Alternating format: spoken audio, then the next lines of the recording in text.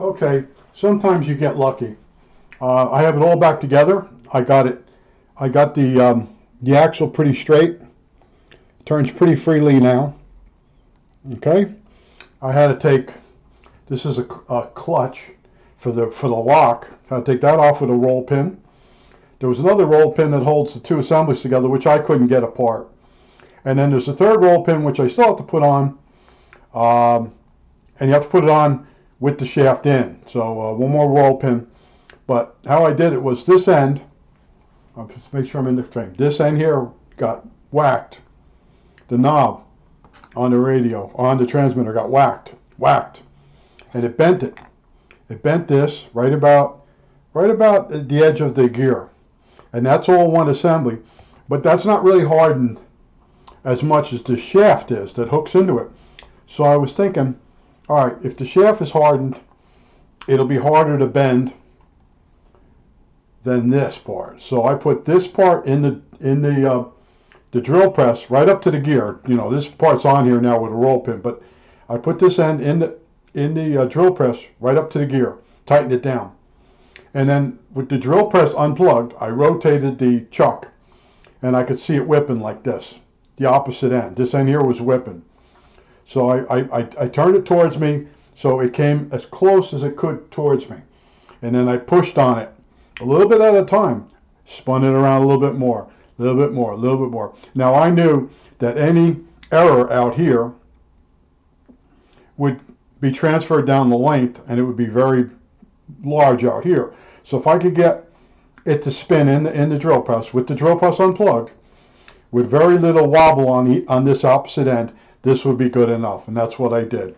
Okay, so we got it. We salvaged this sucker. Now it's just a matter of one more roll pin, and I want to tell you, I'm not a fan of these roll pins.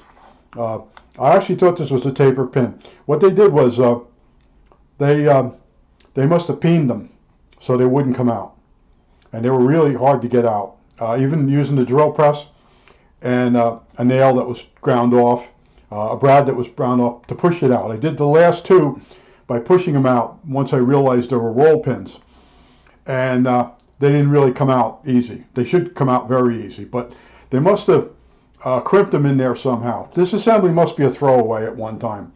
They probably didn't, you know, bring the transmitter or the receivers back and repair the assembly. This would be considered something you just unbolt and you put a new one in there, if you even repair the transmitter or receiver at all. But it looks good now. Okay, I actually had one of the gears. Here it is over here. I think this is the one. I actually had it in here, and I had the front gear on, and it's, you know, it's not perfect, but it with the knob on, you don't notice. You don't notice the binding. See, with the knob on, it was binding to the point where it was going to stop. Now I have a super lube on this now. It's all greased up. There's two little bushings in here, two little brass washer bushings that have to go in here. Don't forget those, because don't want to forget those before you put this in, because once you put the roll pin to hold the worm gear in position, you can't take this back apart.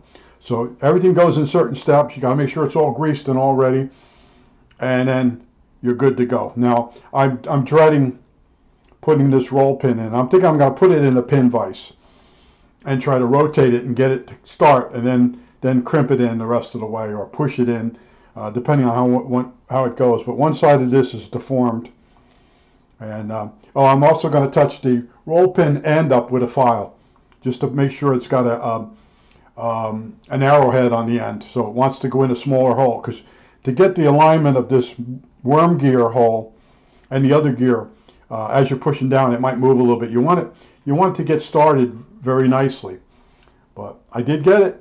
Okay, the gears and tears is almost over. All right, that's it.